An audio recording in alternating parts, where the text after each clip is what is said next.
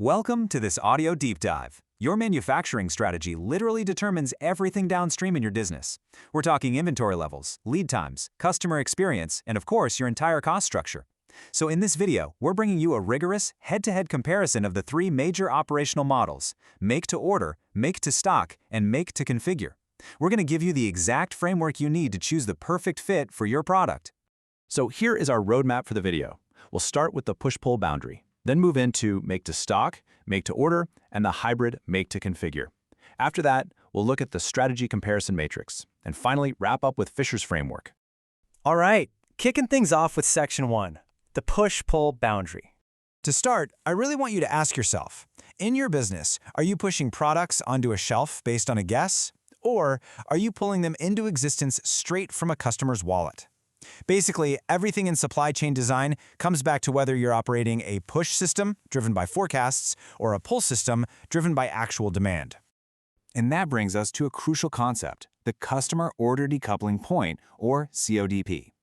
Think of this as the exact moment on your timeline where your supply chain shifts from pushing inventory to pulling actual demand. It's the moment a product goes from being just a unit to being John's unit. Where you place this point fundamentally defines your entire manufacturing strategy. Let's look at the first option. Section 2, make to stock, which is really your efficiency engine.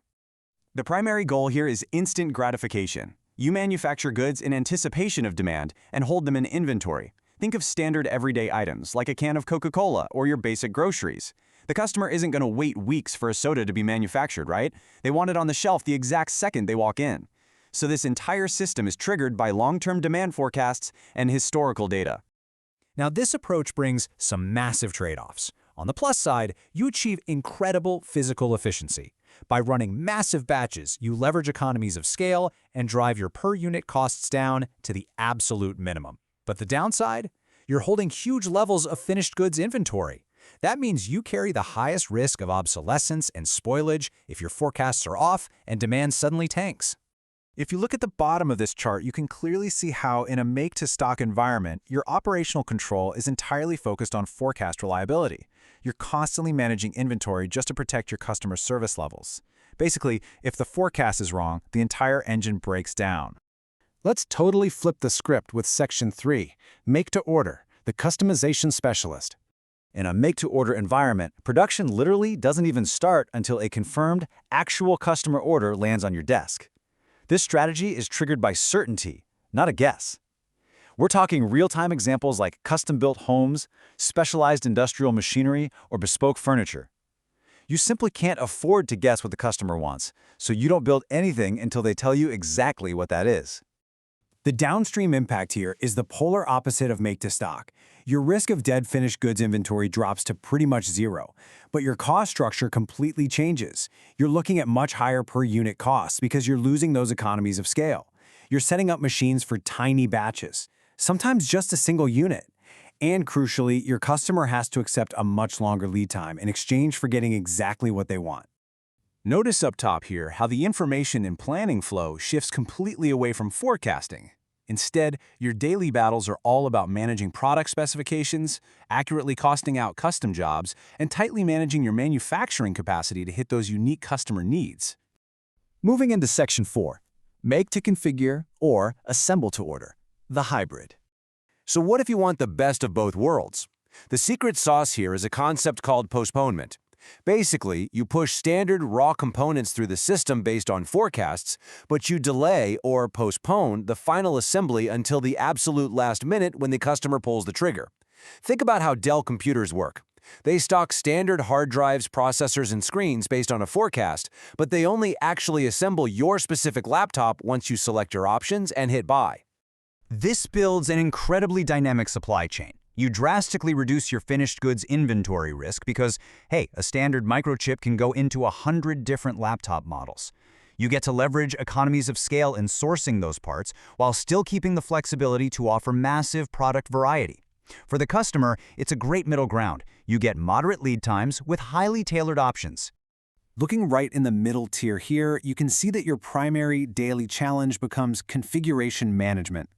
Your success totally depends on how well you can mix and match those standard modules and how accurately you can quote lead times to your customer based on what you actually have available. Okay, Section 5. Let's put this all together into our strategy comparison matrix. Take a sec to really look over this matrix. It perfectly juxtaposes the options. On the left, make to stock gives you instant lead times, but comes with high inventory risk and low variety, all driven by forecasts to maximize physical efficiency. On the far right, make to order gives you immense custom variety and super low inventory risk, but forces long lead times to maximize market responsiveness. And right there in the middle, sitting pretty, is assemble to order, beautifully balancing those trade-offs. Finally, Section 6, Fisher's Strategic Decision Framework. How do you actually choose? Fisher argues that you absolutely must classify your product first. Is it a functional product, meaning predictable staples with long life cycles and low margins, like basic apparel or toothpaste? Or is it an innovative product? These are highly unpredictable, short life cycle, high margin items like the latest tech gadgets or fast fashion trends. The key is matching those products with the right strategy. Functional products need an efficient make-to-stock process to squeeze out costs. Innovative products need a responsive make-to-order or make-to-configure setup to manage that unpredictable demand. The real strategic danger is a mismatch. If you pair a highly unpredictable, innovative product with a rigid make-to-stock strategy, you are going to suffer massive stockouts at your hits and totally devastating, margin-crushing markdowns on the items that miss the mark. At the end of the day, you have to align your product type with the correct supply chain behavior. As we wrap up this video, I want to hear from you. Tell us down in the comments, what manufacturing strategy does your company use? Where is your specific decoupling point? And does it actually match the products you're selling? Let's get a conversation going. And hey, make sure to hit that subscribe button for more deep dives into supply chain strategy. Keep learning, keep optimizing, and we will see you in the next video.